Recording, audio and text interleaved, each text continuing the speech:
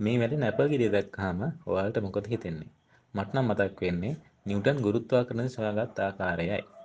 නිව්ටන්ගේ ගුරුත්වාකර්ෂණ නීතියට අනුව ගුරුත්වාකර්ෂණ ශේෂ්ඨ පවතිනවා වගේම ගුරුත්වාකර්ෂණයේ බලයක්ද වනවා. නමුත් අයින්ස්ටයින්ගේ සාමාන්‍ය සාපේක්ෂතාවාදයට අනුව ගුරුත්වාකර්ෂණ ශේෂ්ඨ කියලා දෙයක් නැහැ වගේම ගුරුත්වාකර්ෂණය කියලා බලයකුත් නැහැ.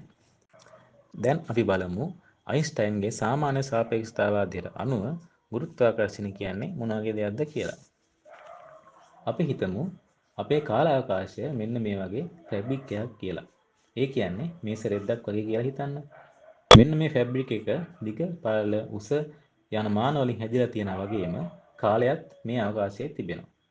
දැන් හිතන්න මේ බර වස්තුව මේ ෆැබ්‍රික් එක උඩින් තිබ්බොත් මේ ෆැබ්‍රික් එක රූපේ විදිහට පහත් වෙලා වස්තුව වටා කර්ව් එකක් හදනවා.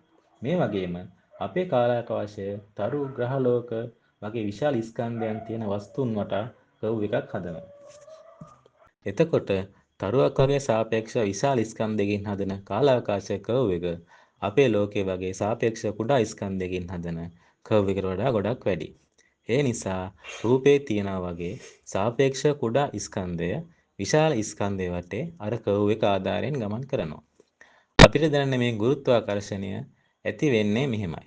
ග්‍රහලෝක තාරකා විතරක් නෙමෙයි සෑම දෙයකටම ගුරුත්වාකර්ෂණය බලපාන්නේ මේ විදිහට. ඉතින් දැන් ඔයාලට තේරෙනවා නිව්ටන්ගේ ගුරුත්වාකර්ෂණය ගැන අදහස් හරියටම හරි නෑ කියලා. ඔයාලා නිව්ටන්ගේ පැත්තේද අයින්ස්ටයින්ගේ පැත්තේද? යටින් කමෙන්ට් එකක් දාන්න.